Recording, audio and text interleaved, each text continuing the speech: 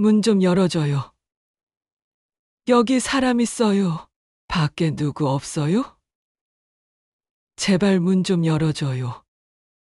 냉동 창고에 갇힌 분이는 온몸이 얼어붙는 추위 속에서 절망에 빠졌습니다. 이대로 얼어 죽는 건가? 그런데 그때였어요.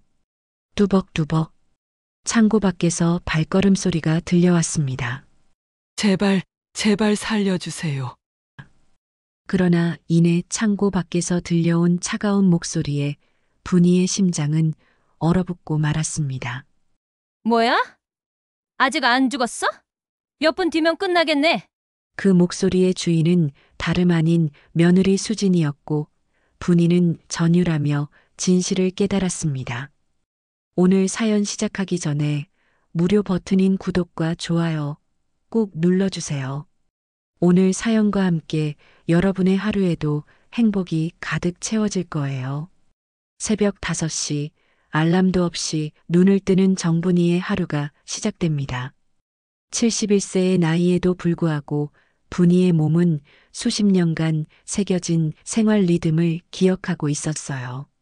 차가운 바닥에 발을 디디며 일어나는 순간 무릎 관절이 뻐근하게 아파왔지만 분이는 작은 신음소리 하나 내지 않았습니다. 또 하루구나. 작은 거울 앞에서 헝클어진 머리를 빗으며 분이는 자신의 얼굴을 바라봤어요. 깊게 패인 주름살과 거칠어진 피부, 그리고 굳은 살로 두꺼워진 손가락들이 보였습니다. 이 모든 것이 지난 40여 년간 김치 공장에서 일해온 세월의 흔적이었죠. 남편이 세상을 떠난 후 홀로 아들 재호를 키워내야 했던 그 험난한 시간들이 고스란히 새겨져 있었어요. 분이의 인생은 결코 순탄하지 않았습니다. 25살에 결혼해서 남편과 함께 작은 김치 장사를 시작했던 게 바로 어제 같은데 벌써 46년이라는 세월이 흘렀어요. 남편이 갑작스럽게 심장마비로 세상을 떠났을 때 분이의 나이는 고작 45이었습니다. 그때 아들 재호는 중학교 2학년이었죠. 울 아들만은 제대로 키워야 해. 남편의 장례를 치르고 난 후 분이는 이 말을 마음속 깊이 새겨 넣었어요. 주변에서는 재혼을 권하기도 했지만 분이는 오직 아들 하나만 바라보며 살았습니다. 새벽부터 밤늦게까지 김치 공장에서 일하고 주말에는 시장에 나가 직접 김치를 팔기도 했어요. 공장으로 향하는 길, 분이는 익숙한 김치 냄새를 맡으며 가슴 한편이 뿌듯해졌습니다.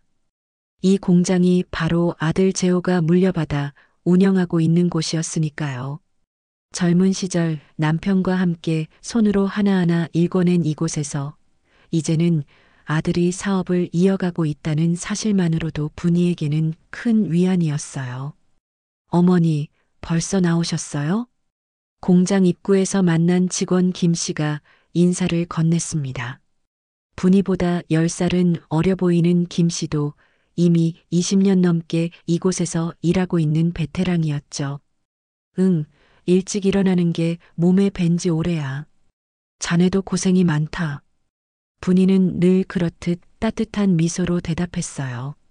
직원들 사이에서 분이는 그저 사장 어머니가 아닌 함께 일하는 동료이자 든든한 큰어머니 같은 존재였습니다. 오전 내내 분이는 김치를 담그는 일에 몰두했어요. 배추를 절이고 양념을 버무리고 정성스럽게 포기 하나하나를 다듬는 모습에서는 수십 년간 쌓인 노하우가 묻어났습니다. 분이의 손은 마치 김치와 하나가 된 듯 자연스럽게 움직였어요. 젊은 직원들이 몇 시간에 걸쳐 하는 일을 분이는 절반도 안 되는 시간에 깔끔하게 마무리했습니다. 역시 어머님 손맛은 따라올 수가 없어요. 허허, 오래 해서 그런 거야. 자네들도 시간이 지나면 다 이렇게 돼. 분이는 겸손하게 웃으며 대답했지만 속으로는 자부심이 느껴졌어요. 이 김치맛 하나만큼은 아무도 따라올 수 없다는 자신감이 있었거든요. 점심시간 아들 재호가 공장을 둘러보러 나왔습니다. 45세의 재호는 대학을 졸업하고 대기업에서 일하다가 몇 년 전부터 어머니의 공장을 이어받아 운영하고 있었어요. 처음에는 공장 일을 달가워하지 않았던 재호였지만 이제는 누구보다 열심히 일하고 있었습니다. 엄마, 오늘도 고생 많으시네요. 뭘 이 정도야 고생도 아니지. 내가 이 공장 잘 키워주고 있으니 고마울 따름이야. 분이의 얼굴에는 자랑스러운 미소가 떠올랐습니다. 아들이 명문대학을 나와서 좋은 직장에 다니다가 어머니의 김치 공장을 물려받기로 결정했을 때 분이는 감동으로 눈물을 흘렸어요. 무엇보다 평생 땀 흘려 일궈낸 이 공장이 아들 손에서 더 크게 발전하고 있다는 것이 보람이었습니다. 그런데 수진이는 요즘 어떻게 지내니? 재호의 아내 수진에 대해 묻자 재호의 표정이 살짝 어두워졌어요. 아, 네. 수진이는 요즘 좀 바쁜 것 같아요. 친구들과 만나는 일도 많고. 분이는 며느리 수진에 대해 복잡한 감정을 품고 있었어요. 39세의 수진은 도시에서 자란 세련된 여성이었습니다. 처음 만났을 때만 해도 예쁘고 똑똑한 며느리가 들어온다며 기뻤는데 시간이 지날수록 미묘한 거리감을 느끼게 되었어요. 수진은 겉으로는 분이에게 예의 바르게 대했지만 때때로 보이는 시선이나 표정에서 불편함이 느껴졌습니다. 특히 분이가 굳은 살 박힌 손으로 음식을 만질 때마다 수진의 얼굴에 스치는 미묘한 표정을 놓치지 않았어요. 마치 그런 거친 손으로 만진 음식을 먹어야 하나라는 듯한 기색이었죠. 분이는 이런 생각이 자신의 오해일 수도 있다고 여겼지만 오랜 세월 사람을 지켜본 경험상 그 느낌이 틀리지 않다는 것을 알고 있었어요. 하지만 아들이 좋아하는 며느리이고 또 집안의 화목을 위해서라도 내색하지 않으려 노력했습니다. 오후 작업 시간 분이는 평소보다 더 꼼꼼하게 김치를 점검했어요. 최근 들어 매출이 늘면서 주물량도 많아졌는데 품질만은 절대 타협하고 싶지 않았거든요. 김치가 제대로 익었는지 냉동 창고에서 한 번 더 확인해야겠어. 분이는 혼자 중얼거리며 냉동 창고 쪽으로 향했어요. 이 냉동 창고는 완성된 김치를 보관하는 곳으로 온도를 일정하게 유지해야 김치 맛이 제대로 났습니다. 창고 문을 열고 들어서는 순간 차가운 공기가 분이의 몸을 감쌌어요. 익숙한 추위였지만 오늘따라 유독 더 차갑게 느껴졌습니다. 냉동 창고 안에서 김치 상태를 점검하던 분이는 갑자기 몸에 이상한 기운이 도는 것을 느꼈습니다. 평소보다 훨씬 차가운 바람이 온몸을 관통하는 듯 했어요. 처음에는 단순히 오늘 날씨가 추워서 그런가 하고 생각했지만 점점 몸이 떨리기 시작했습니다. 이상하네. 분이는 자신의 몸을 감싸 안으며 중얼거렸어요. 수십 년간 이 냉동 창고를 드나들면서도 이런 적은 한 번도 없었거든요. 마치 뼛속까지 스며드는 듯한 한기가 계속해서 몸을 파고들었습니다. 김치 점검을 마저 끝내고 창고 밖으로 나왔지만 이상하게도 추위는 계속되었어요. 오히려 밖으로 나온 후에도 몸의 떨림이 멈추지 않았습니다. 분이는 양팔로 자신을 감싸 안으며 깊은 숨을 내쉬었어요. 분이 어머니, 괜찮으세요? 얼굴이 창백해 보이는데. 옆에서 일하던 김 씨가 걱정스러운 표정으로 다가왔습니다. 분이의 얼굴에서 평소 볼 수 없던 핏기 없는 모습을 발견했거든요. 아니야, 괜찮아. 그냥 오늘 냉동 창고가 좀 더 추운 것 같더라고. 분이는 괜찮은 척 웃어 보였지만 속으로는 뭔가 이상하다는 생각이 들었어요. 몸에서 계속해서 나오는 기침과 함께 두통까지 시작되었거든요. 오후 내내 분이는 몸의 이상 증세와 씨름했습니다. 기침은 점점 심해졌고 온몸이 오들오들 떨렸어요. 평소 같으면 감기 기운 정도로 여겼을 텐데 오늘은 왠지 그것과는 다른 느낌이었습니다. 퇴근 시간이 다가오자 재호가 어머니를 찾아왔어요. 엄마, 오늘 일찍 들어가세요. 얼굴색이 좋지 않아 보여요. 아니야, 괜찮다. 그냥 좀 춥다는 생각이 드는 정도야.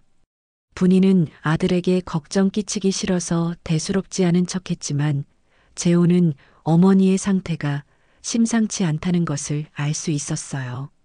그래도 오늘은 일찍 들어가시고 내일 병원에라도 한번 가보세요. 병원은 무슨, 나이 들면 다 이런 거 아니겠니? 분이는 고개를 저었지만 마음 한편으로는 오늘 느낀 이상한 증상들이 신경 쓰였어요. 특히 냉동 창고에서 느꼈던 그 차가운 기운은 지금까지도 생생하게 기억났습니다. 집으로 돌아가는 길, 분이는 계속해서 기침을 했어요. 마른 기침이 목을 긁어대는 듯 아팠고 두통도 점점 심해졌습니다. 평소 같으면 이 정도 거리는 금세 걸어왔을 텐데 오늘은 중간중간 쉬어가며 겨우 집에 도착했어요. 집에 들어서자마자 분이는 소파에 털썩 주저앉았습니다. 온몸에 기운이 하나도 없었어요. 그때 현관문이 열리며 며느리 수진이 들어왔습니다. 어머니, 벌써 들어오셨네요? 평소보다 일찍이시네. 수진은 쇼핑백을 여러 개 들고 있었어요. 분이는 수진의 밝은 표정과는 대조적으로 자신의 초라한 모습을 의식하게 되었습니다. 응, 오늘은 좀 몸이 안 좋아서. 몸이 안 좋으시다고요? 어디가 아프신데요? 수진이 관심 있는 듯 물어보자 분이는 오늘 있었던 일을 설명했어요.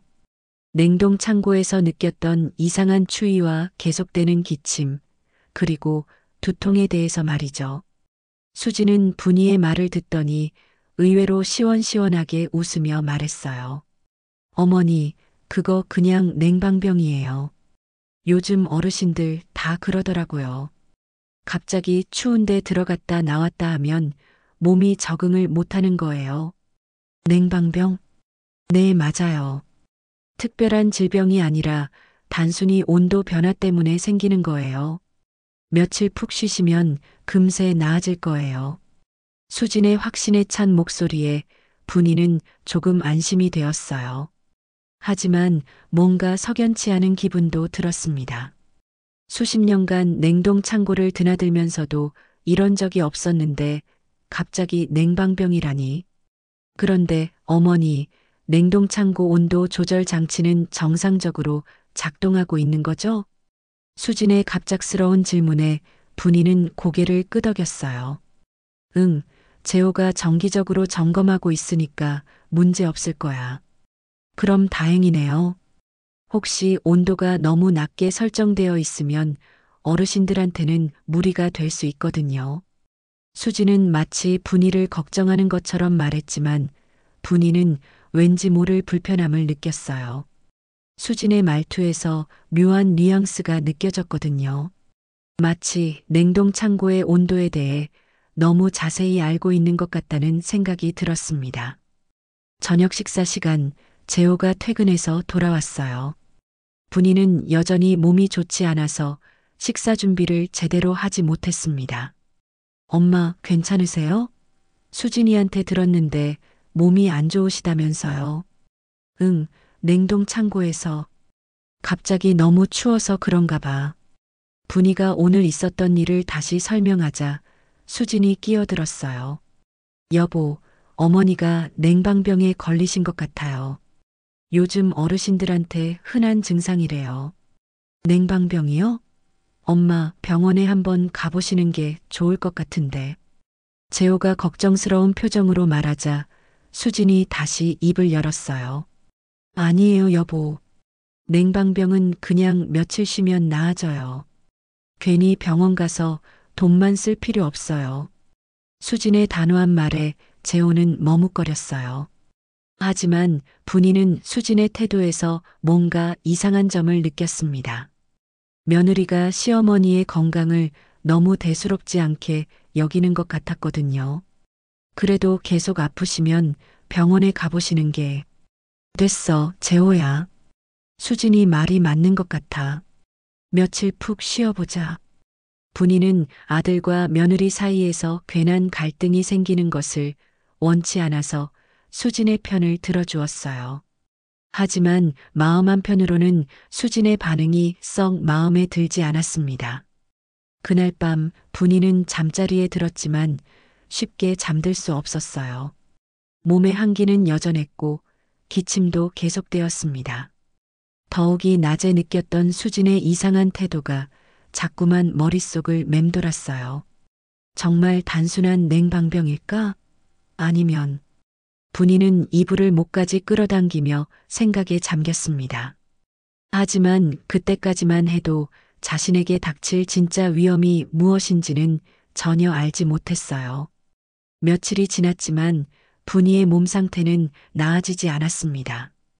오히려 기침은 더 심해졌고 밤마다 찾아오는 오한 때문에 제대로 잠들 수도 없었어요. 수진이 말한 냉방병이라면 벌써 나았어야 할 텐데 증상은 오히려 악화되고 있었습니다. 이상해. 정말 이상해. 분이는 침대에 누운 채 중얼거렸어요. 71년을 살아오면서 이런 증상은 처음이었거든요. 몸이 아픈 것도 괴로웠지만 더 괴로운 건 이 모든 게 언제부터 시작되었는지 생각해 보니 냉동창고에 들어간 그날부터였다는 사실이었습니다. 아침 일찍 공장에 나가려고 했지만 몸이 말을 듣지 않았어요. 평소 같으면 새벽 5시에 벌떡 일어났을 텐데 오늘은 7시가 넘어서야 간신히 침대에서 일어날 수 있었습니다. 어머니, 괜찮으세요? 얼굴이 더 안 좋아 보이는데. 부엌에서 아침 준비를 하고 있던 수진이 분이를 보며 말했어요. 하지만 수진의 표정에서는 진심 어린 걱정보다는 형식적인 관심 정도만 느껴졌습니다. 응, 좀 더 아픈 것 같아. 어머니, 제가 말씀드렸잖아요. 냉방병은 시간이 좀 걸려요. 어르신들은 회복이 더디거든요. 수지는 여전히 냉방병이라고 주장했지만 분이는 점점 더 의심스러워졌어요. 며느리가 자신의 건강 상태를 너무 단정적으로 진단하는 것도 이상했고 병원에 가자는 제안을 계속 차단하는 것도 납득하기 어려웠습니다. 그래도 병원에 한번. 어머니, 병원비도 만만치 않잖아요. 그냥 며칠만 더 쉬어보세요. 수진의 말에 분이는 더 이상 말하지 않았어요. 하지만 마음속으로는 뭔가 석연치 않다는 생각이 강해졌습니다. 오전 중에 재호가 잠시 집에 들렀어요. 어머니의 상태가 걱정되어서였죠. 엄마 어떠세요? 좀 나아지셨어요? 아니야. 오히려 더 안 좋아진 것 같아. 분이의 말에 재호의 얼굴이 어두워졌어요. 평소 건강했던 어머니가 이렇게 오랫동안 아픈 것은 처음이었거든요. 엄마, 병원에 가봅시다. 이게 단순한 감기나 냉방병이 아닐 수도 있어요.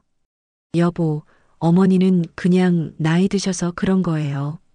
괜히 병원 가서 이상한 진단 받으면 더 걱정만 늘어날 거예요. 수진이 또다시 병원 가는 것을 반대하자 재호는 난감한 표정을 지었어요. 아내의 말도 일리가 있다고 생각했지만 어머니의 상태가 계속 나빠지는 것도 걱정스러웠거든요. 그럼 오늘 하루만 더 지켜보고 내일까지도 안 좋으시면 꼭 병원에 가요. 재호의 절충 안에 분이는 고개를 끄덕였지만 수진의 표정에서는 살짝 불만스러운 기색이 스쳤어요. 점심 무렵 분이는 조금이라도 기운을 차리기 위해 공장에 나가보기로 했습니다. 집에만 있으니 자꾸 이상한 생각만 들었거든요. 비틀거리는 걸음으로 공장에 도착했을 때 직원들이 모두 놀라며 달려왔어요. 어머니, 괜찮으세요? 얼굴색이 너무 안 좋아 보이는데. 분이 어머니, 집에서 쉬고 계시지 그러셨어요? 직원들의 걱정 어린 목소리에 분이는 마음이 따뜻해졌어요. 적어도 이곳에서는 자신을 진심으로 걱정해주는 사람들이 있었으니까요. 괜찮아, 괜찮아. 그냥 좀 쉬다 왔어. 분이는 애써 웃어 보였지만 몸이 말을 듣지 않았어요. 잠시 서 있는 것도 힘들 정도로 기운이 없었습니다. 그래도 오늘은 일하지 마시고 그냥 쉬세요. 김 씨가 분이를 의자에 앉혔어요. 분이는 고맙다는 인사를 하며 잠시 쉬기로 했습니다. 그런데 그때였어요. 공장 한쪽에서 수진의 목소리가 들려왔습니다. 김치 상태 점검은 제가 할게요. 어머니 대신에. 분이는 고개를 돌려 수진을 바라봤어요. 며느리가 언제부터 공장 일에 이렇게 적극적이었나 싶었거든요. 평소에는 공장에 발을 들이는 것조차 꺼렸던 수진이 말이죠. 수진 씨, 냉동 창고는 위험하니까 저희가 할게요. 직원 중 한 명이 말하자 수진은 의외로 강하게 주장했어요. 아니에요. 제가 할 수 있어요. 어머니가 아프신 동안은 제가 도와드려야죠. 수진의 말에 분이는 뭔가 이상한 기분이 들었어요. 며느리의 갑작스러운 적극성이 낯설었거든요. 더욱이 하필 냉동창고 점검을 자청하다니. 그럼 제가 같이. 아니에요. 혼자 할 수 있어요. 수진은 다른 직원의 동행마저 거절하며 냉동창고 쪽으로 향했어요. 분이는 그런 수진의 뒷모습을 바라보며 알 수 없는 불안감을 느꼈습니다. 잠시 후 수진이 냉동창고에서 나왔어요. 그런데 이상하게도 수진의 얼굴에는 만족스러운 미소가 떠올라 있었습니다. 다 확인했어요. 별 문제 없더라고요. 수진의 말에 분이는 고개를 끄덕였지만 마음 한편에서는 의심이 더욱 커졌어요. 며느리의 행동과 표정이 왠지 부자연스러웠거든요. 오후가 되자 분이의 몸 상태는 더욱 악화되었습니다. 기침은 멈출 줄 모르고 온몸이 떨렸어요. 결국 집으로 돌아가야만 했습니다. 집에 도착한 분이는 소파에 누워 있었어요. 그때 수진이 다가와서 말했습니다. 어머니, 제가 감기약 사다 드릴까요? 고맙다. 분이는 간신히 대답했어요. 수진이 약국에 다녀온 후 감기약을 가져왔습니다. 이거 드시고 푹 주무세요. 금세 나아지실 거예요. 분이는 수진이 준 약을 받아들었지만 왠지 모를 망설임이 들었어요. 하지만 아픈 몸으로는 다른 선택의 여지가 없었습니다. 약을 먹고 잠자리에 든 분이는 이상한 꿈을 꾸었어요. 냉동창고 안에서 누군가가 자신을 지켜보고 있는 꿈이었습니다. 그 누군가의 얼굴은 보이지 않았지만 차가운 웃음소리만이 계속해서 귓가에 맴돌았어요. 새벽녘에 깨어난 분이는 온몸이 식은땀으로 젖어 있었습니다. 꿈인지 현실인지 분간할 수 없을 정도로 생생한 악몽이었어요. 뭔가 이상해. 분이는 이불을 끌어당기며 중얼거렸어요. 단순한 냉방병이 아니라는 확신이 점점 강해졌지만 아직은 그것이 무엇인지 알 수 없었습니다. 분이의 몸 상태는 계속해서 악화되었습니다. 감기약을 먹어도 기침은 멈추지 않았고 오히려 더 심해지는 것 같았어요. 무엇보다 이상한 건 냉동창고와 관련된 악몽이 매일 밤 찾아온다는 것이었습니다. 또 그 꿈이야. 분이는 새벽에 깨어나며 식은땀을 닦았어요. 어젯밤에도 냉동창고에서 누군가의 차가운 웃음소리를 듣는 꿈을 꾸었거든요. 이제는 단순한 우연이 아니라는 생각이 들기 시작했습니다. 아침 일찍 공장에서 일하는 영숙이라는 직원이 분이의 집을 찾아왔어요. 영숙은 분이와 나이도 비슷하고 공장에서 가장 오래 일한 사람 중 하나였습니다. 분이 언니 괜찮으세요? 며칠째 공장에 안 나오시니까 걱정되어서 왔어요. 고마워, 영숙아. 몸이 좀 안 좋아서. 분이는 영숙을 반갑게 맞았어요. 수진이나 재호와 달리 영숙은 자신과 같은 처지에서 평생을 살아온 사람이라 마음이 편했거든요. 그런데 언니, 제가 이상한 걸 봤는데 말씀드려도 될까요? 영숙의 조심스러운 말투에 분이는 궁금해졌어요. 뭘 봤는데? 사실은 며느님이 냉동창고 문을 밖에서 잠그고 가는 걸 봤거든요. 순간 분이의 가슴이 철렁 내려앉았습니다. 영숙의 말이 무엇을 의미하는지 본능적으로 알 수 있었거든요. 잠그고 간다고? 언제? 엊그제요. 며느님이 창고 점검을 하겠다고 하시더니 혼자 들어가시고는 나올 때 문을 밖에서 잠그는 걸 분명히 봤어요. 처음엔 실수인 줄 알았는데 표정이 좀 이상하더라고요. 영숙의 말에 분이는 온몸이 오싹해졌어요. 만약 그때 자신이 냉동창고 안에 있었다면 어떻게 되었을까요? 혹시 일부러 그런 건 아니겠지? 글쎄요. 확신할 순 없지만 며느님 표정이 보통이 아니었어요. 마치 뭔가 계획한 일을 성공시킨 것 같은 그런 표정이었거든요. 분이는 영숙의 말을 들으며 지난 며칠간의 일들이 머릿속에서 정리되기 시작했어요. 자신이 냉동 창고에서 이상한 추위를 느꼈던 것, 수진이 병원 가는 것을 계속 막았던 것, 그리고 갑자기 공장 일에 적극적으로 나섰던 것들이 모두 연결되는 것 같았습니다. 영수가 이 얘기 아무한테도 하지 마. 특히 재호한테는. 왜요? 재호 씨가 알아야 하는 거 아닌가요? 아직 확실하지 않잖아. 괜히 오해만 생길 수 있어. 분이는 영숙을 달랬지만 속으로는 두려움이 밀려왔어요. 만약 영숙의 말이 사실이라면 며느리가 자신에게 해를 가하려 한다는 뜻이었으니까요. 영숙이 돌아간 후 분이는 혼자 있는 시간 동안 계속 생각에 잠겼어요. 수진의 행동들을 하나하나 되짚어 보니 의심스러운 점들이 한둘이 아니었습니다. 오후에 재호가 퇴근해서 돌아왔어요. 엄마, 오늘은 좀 어떠세요? 응, 별로 나아진 것 같지 않아. 분이는 영숙에게 들은 얘기를 아들에게 말해야 할지 고민했어요. 하지만 아직 확실한 증거가 없는 상태에서 며느리를 의심한다고 말하기는 어려웠습니다. 엄마, 내일은 정말 병원에 가봅시다. 이렇게 오래 아프신 건 처음이잖아요. 그래, 그렇게 하자.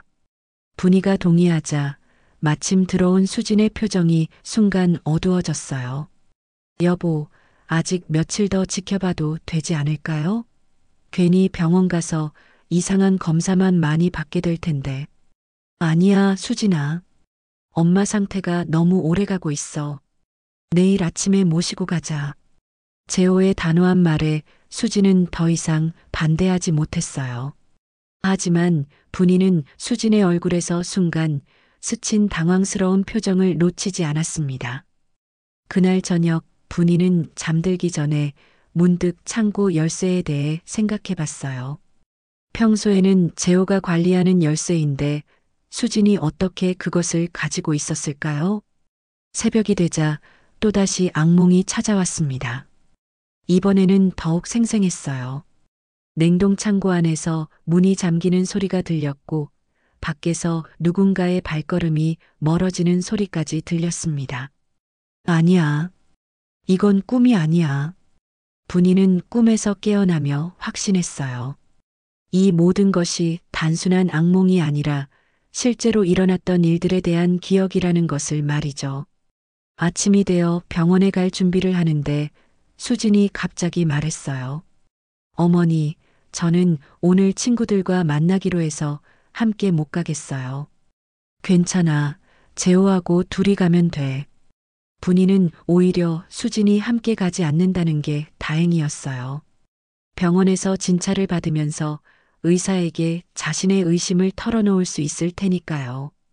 병원에 가는 길에 재호가 말했어요. 엄마, 혹시 스트레스 받으실 일이 있었어요?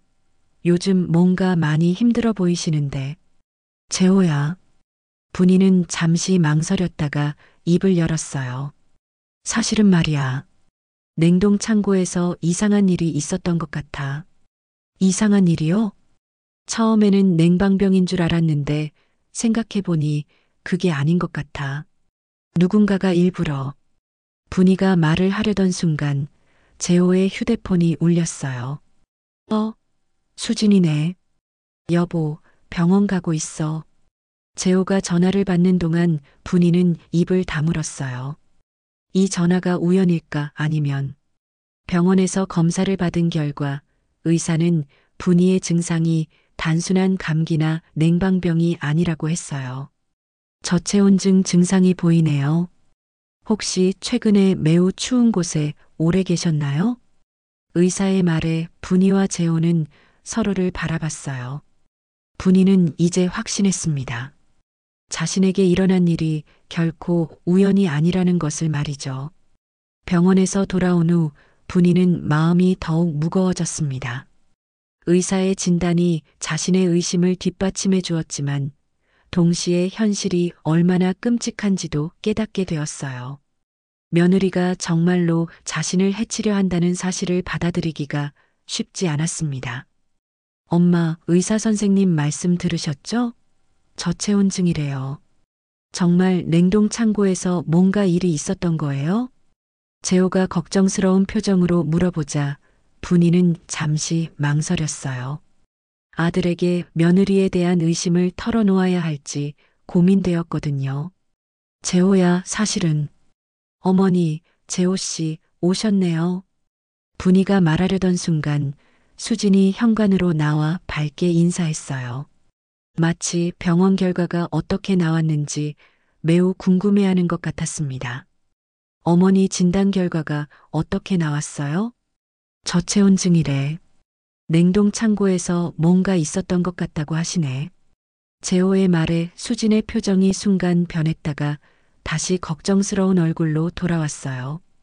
어머, 그럼 정말 심각한 거네요? 어머니, 괜찮으세요? 수진의 과장된 걱정에 분이는 더욱 불편함을 느꼈습니다. 진심이 느껴지지 않는 연기 같다는 생각이 들었거든요. 그날 저녁 분이는 일찍 잠자리에 들었어요. 병원에서 받은 약을 먹고 푹 쉬라는 의사의 조언에 따른 것이었죠. 하지만 잠들기 전에 수진이 가져온 따뜻한 우유를 마시고 나서 이상하게 졸음이 쏟아지기 시작했습니다. 이상해. 왜 이렇게 졸리지? 분이는 평소보다 훨씬 깊은 잠에 빠져들었어요. 그런데 한밤중에 갑자기 온몸이 차가워지는 느낌에 잠에서 깨어났습니다. 눈을 뜨니 주변이 깜깜했어요. 그런데 이상했습니다. 자신의 침실이 아니었거든요. 차가운 바람이 온몸을 휘감고 있었고 어디선가 냉장고 돌아가는 소리가 들렸어요. 여기가 어디야? 분이는 겁에 질려 주변을 살펴봤습니다. 희미한 불빛에 보이는 것은 김치 포장지와 냉동 저장고들이었어요. 자신이 공장의 냉동 창고 안에 있다는 것을 깨달은 순간 분이는 온몸이 얼어붙는 듯한 공포를 느꼈습니다. 어떻게 여기에? 분이는 문 쪽으로 비틀거리며 다가갔어요. 하지만 문은 꽁꽁 잠겨 있었습니다. 아무리 밀어도 당겨도 열리지 않았어요. 여기서 내보내줘.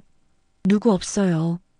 분이는 목청껏 소리쳤지만 깊은 밤 공장에는 아무도 없었어요.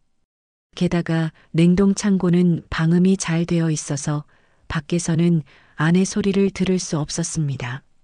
시간이 지날수록 추위는 더욱 심해졌어요. 분이의 입술은 파랗게 변했고 손발은 감각이 없어지기 시작했습니다. 71세의 몸으로는 이런 추위를 견뎌내기가 매우 어려웠어요. 이대로 얼어 죽는 건가? 분이는 절망감에 휩싸였습니다. 누군가가 자신을 이곳에 가둔 것이 분명했는데 그 누군가가 누구인지도 이제는 확실히 알 것 같았어요.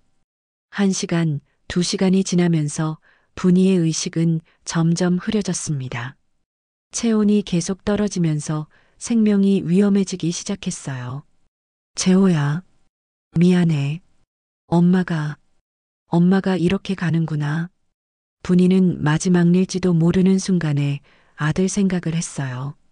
평생 고생해서 키운 아들을 이런 식으로 떠나게 된다는 것이 가장 슬펐습니다. 그런데 그때였어요. 창고 밖에서 발걸음 소리가 들려왔습니다.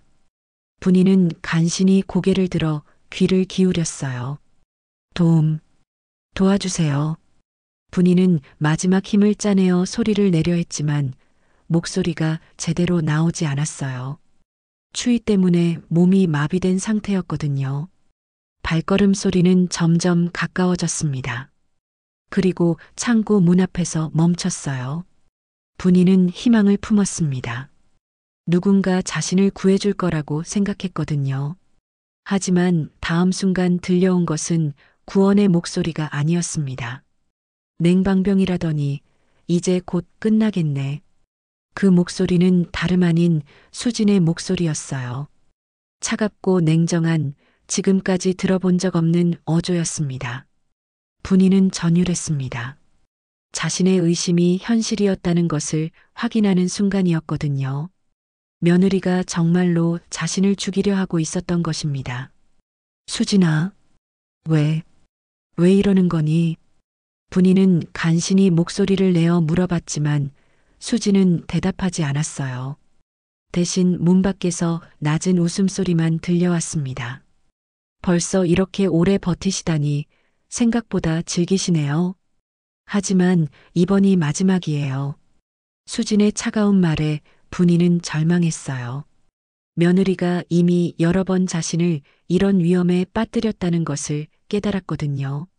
처음에 냉동 창고에서 느꼈던 이상한 추위도 계속되는 몸의 이상도 모두 수진의 소행이었던 것입니다. 왜냐고요? 어머니께서 너무 오래 사셨거든요. 재호 오빠는 어머니 때문에 제대로 된 생활을 못하고 있어요. 이 낡은 공장, 이 촌스러운 생활, 전부 어머니 때문이에요. 수진의 말에서 그동안 숨겨왔던 진심이 드러났어요. 시어머니에 대한 혐오와 질투, 그리고 자신이 원하는 생활을 방해한다는 원망이 모두 담겨 있었습니다. 어머니가 없어지면 모든 게 달라질 거예요. 공장도 팔고 더 좋은 곳으로 이사 가고 제대로 된 부잣집 며느리로 살 수 있을 거예요. 분이는 며느리의 말을 들으며 마음이 찢어지는 듯한 아픔을 느꼈어요. 자신이 평생 사랑했던 아들의 아내가 이런 사람이었다는 것이 믿어지지 않았습니다. 수진아, 재호는 알고 있니? 당연히 모르죠. 재호 오빠는 너무 착해서 이런 걸 이해 못하실 거예요. 하지만 어머니가 없어지면 결국 저에게만 의존하게 될 거예요. 수진의 계획이 얼마나 치밀했는지 깨달은 분이는 더욱 절망했어요. 이대로 죽으면 아들은 평생 진실을 모른 채 살아가게 될 것이었습니다. 그럼 안녕히 계세요, 어머니. 수진의 발걸음이 멀어져 갔어요. 분이는 혼자 남겨진 채 점점 더 차가워지는 어둠 속에서 의식을 잃어갔습니다. 새벽 5시 재호는 어머니를 깨우려고 분이의 방에 들어갔습니다. 병원에서 푹 쉬라고 했으니 늦잠을 주무시는 줄 알았는데 침대가 비어 있었어요. 엄마가 어디 가셨지? 재호는 집안을 둘러봤지만 어머니는 보이지 않았어요. 화장실도 부엌도 거실도 모두 비어 있었습니다. 여보, 어머니 어디 계세요? 잠에서 깨어난 수진에게 물어보니 수진은 놀란 듯한 표정을 지었어요. 어머니 안 계세요? 저는 모르는데요. 혹시 공장에 나가신 건 아닐까요? 이 새벽에 몸이 아프시다고 하셨는데 재호는 불안해하며 급히 공장으로 향했습니다. 혹시 어머니가 무리해서 일하러 나가신 건 아닐까 걱정되었거든요. 공장에 도착한 재호는 어머니의 모습을 찾아 여기저기 둘러봤어요. 하지만 작업장에도 사무실에도 어머니는 보이지 않았습니다. 이상하네. 어디 계실까? 재호는 혹시나 하는 마음에 냉동창고 쪽으로 발걸음을 옮겼어요. 어머니가 가장 자주 점검하시는 곳이었거든요. 냉동창고에 다가가자 이상한 소리가 들렸습니다. 매우 희미했지만 분명히 사람의 신음소리 같았어요. 누구세요? 거기 누구 있어요? 재호가 소리쳤을 때 창고 안에서 간신히 들려오는 목소리가 있었습니다. 재호야. 그것은 분명히 어머니의 목소리였어요.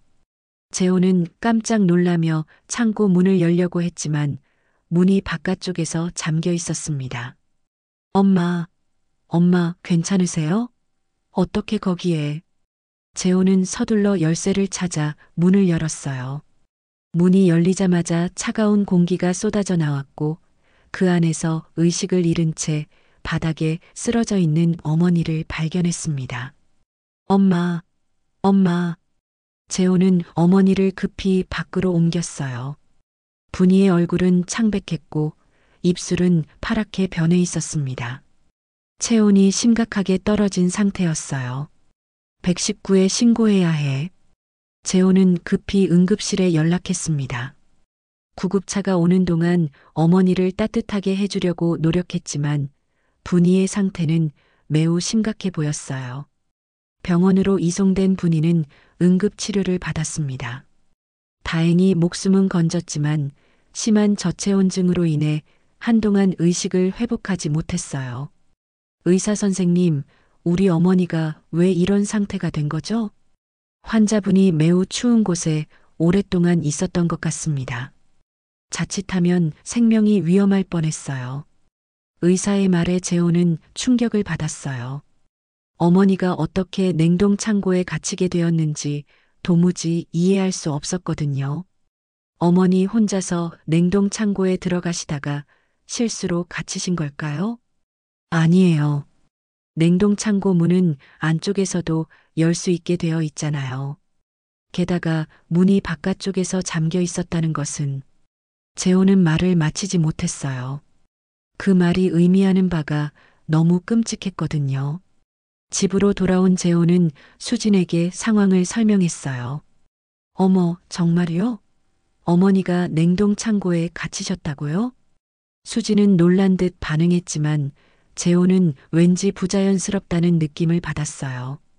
수진아, 혹시 어젯밤에 엄마가 어디 가신다고 하신 적 있어? 아니에요. 저는 일찍 잤거든요. 어머니가 나가신 줄도 몰랐어요. 수진의 대답에 재호는 더욱 의아해했습니다. 어머니가 혼자서 한밤중에 공장에 가실 리가 없었거든요. 다음 날 재호는 어머니의 상태를 확인하기 위해 병원에 갔어요. 분이는 의식을 되찾았지만 아직 많이 약해 보였습니다. 엄마, 괜찮으세요? 어젯밤에 무슨 일이 있었던 거예요? 분이는 재호를 보자 눈물을 흘렸어요. 어젯밤의 일들이 생생하게 떠올랐거든요. 재호야.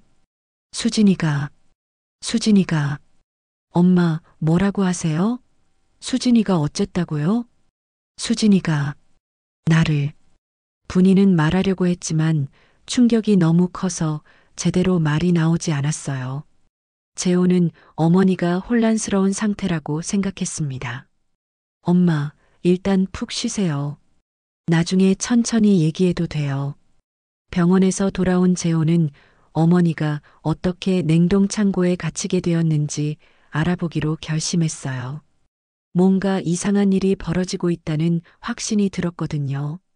공장으로 간 재호는 냉동 창고 주변을 자세히 살펴봤습니다. 그러다가 창고 천장에 설치된 작은 장치를 발견했어요. 이게 뭐지? 그것은 바로 CCTV 녹화 장치였습니다. 재호는 몇 달 전에 보안을 위해 설치했던 것을 기억해냈어요. 그동안 특별히 확인할 일이 없어서 잊고 있었는데 이런 상황에서는 중요한 단서가 될 수 있었습니다. 혹시 어젯밤 일이 녹화되어 있을까? 재호는 서둘러 CCTV 녹화 파일을 확인해 봤어요.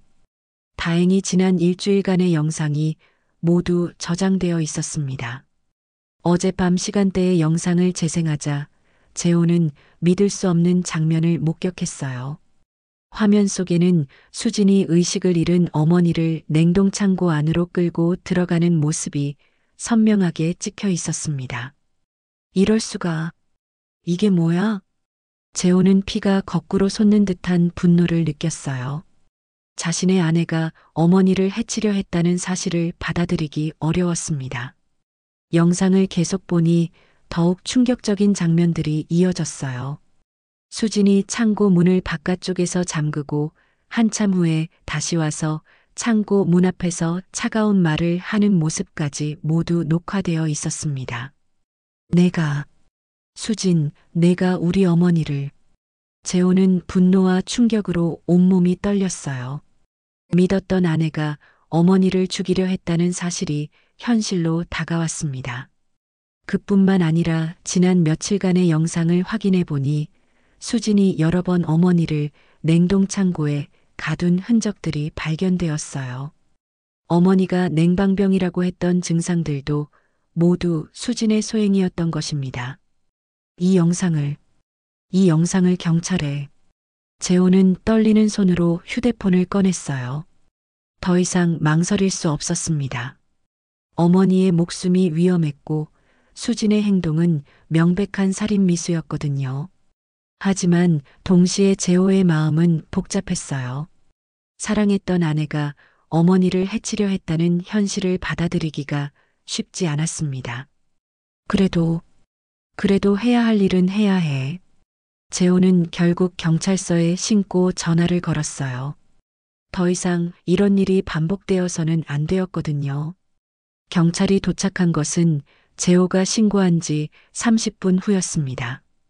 재호는 떨리는 손으로 CCTV 영상을 경찰에게 보여주었어요. 이 영상을 보세요. 제 아내가 어머니를 냉동창고에 가둔 증거입니다.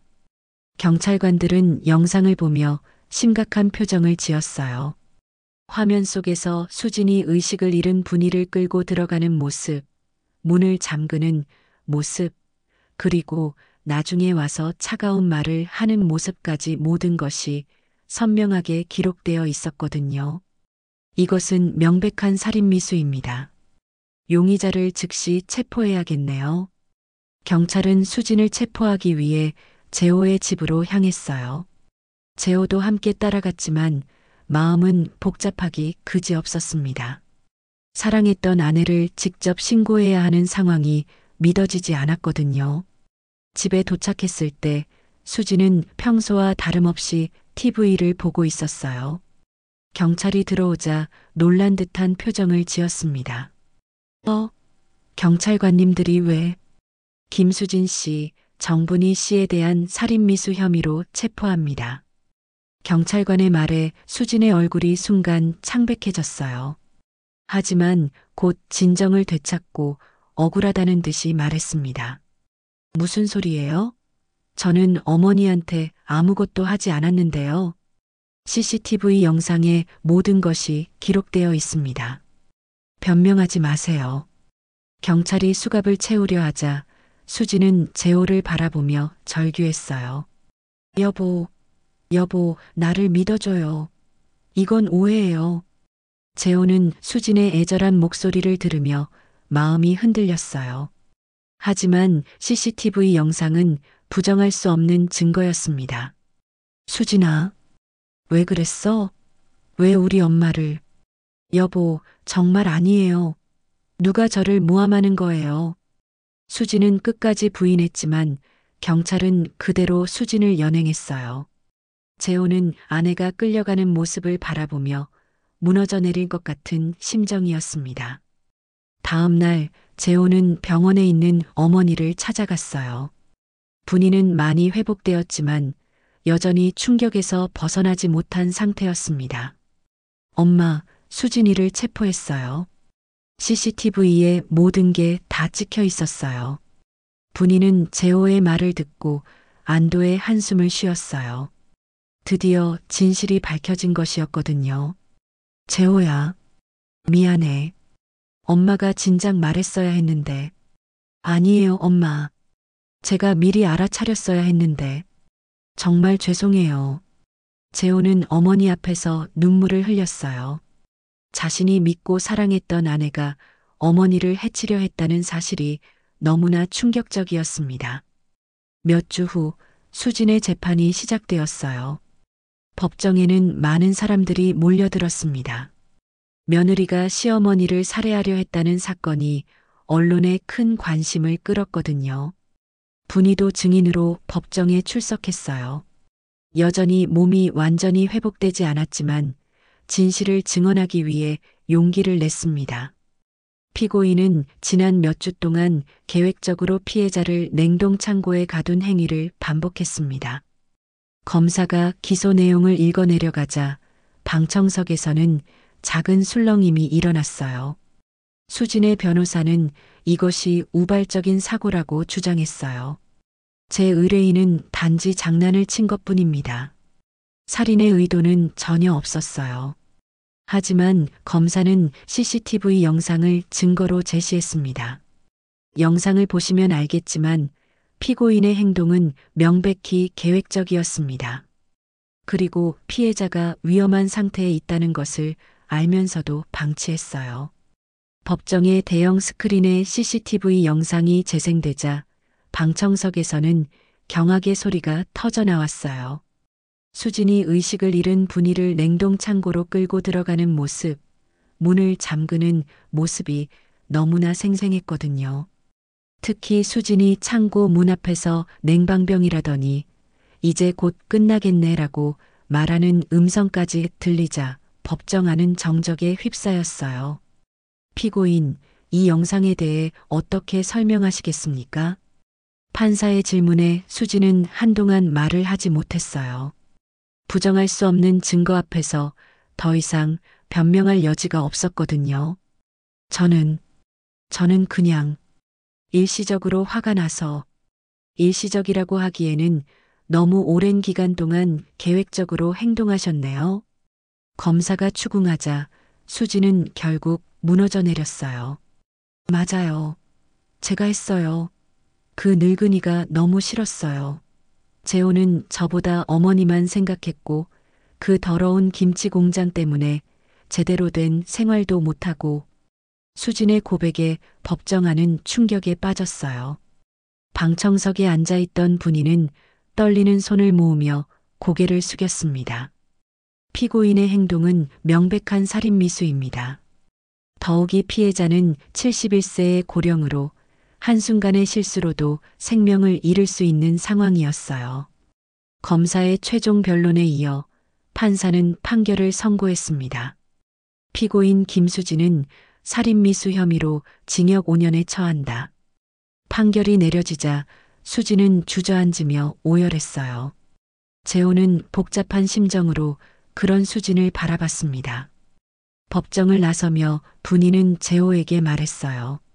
재호야, 이제 됐어. 하늘은 결국 진실을 드러내는구나. 엄마, 정말 죄송해요.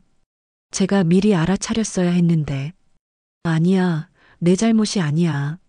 사람 마음속을 어떻게 다 알 수 있겠니? 분이는 아들의 손을 잡으며 위로했어요. 비록 힘든 일을 겪었지만 진실이 밝혀진 것만으로도 다행이었습니다. 법정 밖에서 기다리고 있던 공장 직원들이 분이를 반갑게 맞았어요. 어머니, 정말 고생 많으셨어요. 이제 편히 지내실 수 있겠네요. 사람들의 따뜻한 관심에 분이는 마음이 따뜻해졌어요.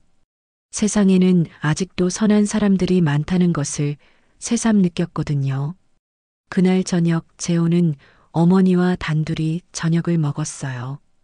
오랜만에 평온한 시간이었습니다. 엄마, 앞으로는 제가 잘 모실게요.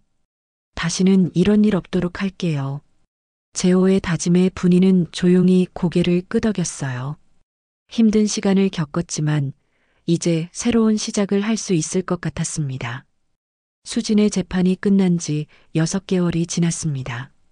계절은 어느새 봄을 맞이했고 분이의 삶에도 조금씩 변화가 찾아오고 있었어요.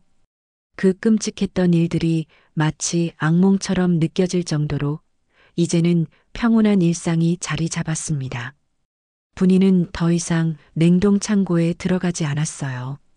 몸은 완전히 회복되었지만 그곳에 대한 트라우마는 쉽게 사라지지 않았거든요. 대신 재호가 직접 창고 관리를 맡았고 다른 직원들도 분이를 배려해서 창고 쪽 일은 대신 처리해 주었습니다. 분이 어머니, 오늘도 김치 맛이 일품이네요. 공장 직원 김 씨가 웃으며 말했어요. 분이는 이제 주로 김치 양념을 만들고 맛을 보는 일에 집중하고 있었습니다. 오랜 경험으로 축적된 손맛만큼은 아무도 따라올 수 없었거든요. 고마워, 김 씨야. 몸이 예전 같지 않아서 이 정도밖에 못 도와주네. 무슨 말씀이세요? 어머니가 계셔야 우리 김치가 진짜 김치가 되는 거예요. 직원들의 따뜻한 말에 분이는 마음이 푸근해졌어요. 힘든 시간을 함께 이겨내면서 서로에 대한 애정이 더 깊어진 것 같았습니다. 점심시간이 되자 재호가 공장으로 찾아왔어요. 요즘 재호는 전보다 훨씬 자주 어머니를 찾았습니다. 그 일 이후로 어머니를 더욱 소중히 여기게 되었거든요. 엄마, 오늘 컨디션은 어떠세요? 좋아, 좋아. 내가 자주 와서 확인하니까 든든하다. 재호는 어머니 옆에 앉으며 말했어요. 엄마, 사실 오늘 말씀드릴 게 있어서 왔어요. 무슨 일이니? 공장 매출이 많이 늘었어요. 그래서 직원들 복리후생도 늘리고 엄마한테도 용돈을 더 드리려고 해요. 분이는 아들의 말에 고개를 저었어요. 아니야, 나는 지금도 충분해. 그 돈으로 차라리 직원들 처우를 더 개선해 주렴. 엄마는 정말 항상 다른 사람 생각만 하시네요. 재호는 어머니의 마음씨에 다시 한번 감동했어요. 평생을 이렇게 살아오신 어머니가 얼마나 대단한 분인지 새삼 깨달았거든요. 오후에 분이는 평소보다 일찍 퇴근했어요. 최근 들어 새로운 일을 시작했기 때문이었습니다. 마을 회관에서 어르신들과 함께 작은 공동식당을 운영하기 시작한 것이었어요. 분이 언니 오셨네요. 회관에 도착하자 비슷한 연배의 어르신들이 반갑게 맞아주었어요. 이분들은 모두 분이의 사연을 들었던 터라 더욱 따뜻하게 대해주었습니다. 오늘은 뭘 만들까요? 김치찌개 어때요? 분이 언니 김치로 만들면 정말 맛있을 것 같은데. 어르신들의 제안에 분이는 웃으며 고개를 끄덕였어요. 이곳에서 보내는 시간이 무엇보다 즐거웠거든요. 공동식당은 마을의 홀몸 어르신들에게 따뜻한 식사를 제공하는 곳이었어요. 분이는 자신의 요리 실력을 살려서 매일 정성스러운 음식을 만들어 드렸습니다. 분이 언니가 만든 국밥은 정말 집 음식 맛이 나요. 그러게요. 어쩜 이렇게 맛있게 하세요? 어르신들의 칭찬에 분이는 뿌듯해했어요. 평생 가족을 위해 요리해온 실력이 이제는 더 많은 사람들에게 도움이 되고 있었거든요. 저녁 시간 분이는 재호와 함께 집에서 조용히 식사를 했어요. 수진이 없는 집은 조용했지만 오히려 평온함이 느껴졌습니다. 엄마, 요즘 정말 밝아지신 것 같아요. 그래. 아마 새로운 일을 시작해서 그런 것 같아. 마을 어르신들과 함께 요리하고 이야기 나누는 게 즐거워. 정말 다행이에요. 그동안 너무 걱정했거든요. 재호는 어머니의 회복된 모습을 보며 안도했어요. 처음에는 트라우마 때문에 많이 힘들어 하셨는데 이제는 예전보다도 더 활기찬 모습을 보여주고 계셨거든요. 재호야, 너는 어때? 새로운 사람 만날 생각은 없니? 분이의 말에 재호는 잠시 생각에 잠겼어요. 아직은 아니에요. 일단 공장 일에 집중하고 엄마 모시는 게 먼저니까. 아이고, 그러면 안 되지. 내 인생도 살아야지. 괜찮아요, 엄마. 지금이 좋아요. 재호는 진심으로 그렇게 생각했어요. 어머니와 함께 보내는 시간이 무엇보다 소중했거든요. 며칠 후 분이에게 특별한 소식이 들려왔어요.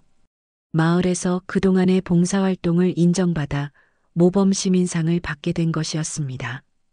어머니, 축하드려요. 정말 대단하세요. 공장 직원들이 모여서 축하해 주었어요. 분이는 쑥스러워하며 손을 흔들었습니다. 아이고, 뭘 그런 걸로. 그냥 할 수 있는 일을 한 것뿐인데.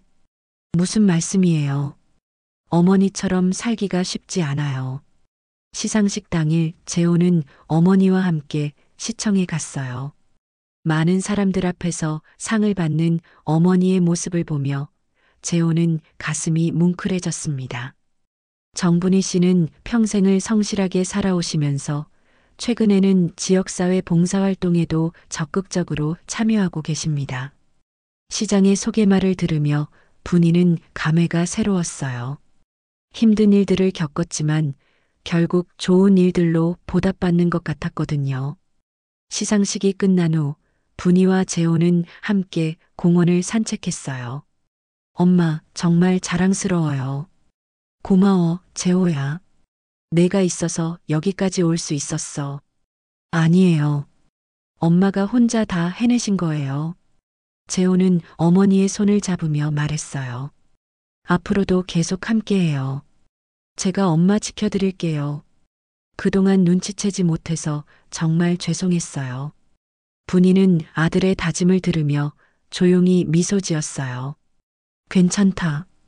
이제라도 알았으니 그걸로 충분하다. 분이의 굳은 살 박힌 손에는 오래된 고생과 눈물이 비로소 치유되는 따뜻함이 느껴졌어요. 험난했던 인생의 여정이 드디어 평온한 안식처를 찾은 것 같았습니다. 저녁 노을이 두 사람의 모습을 따뜻하게 비추는 가운데 분이는 마음속으로 감사 인사를 올렸어요. 힘든 시간을 견뎌낸 자신과 결국 진실을 밝혀준 하늘과 무엇보다 곁에서 지켜주는 아들에게 말이죠.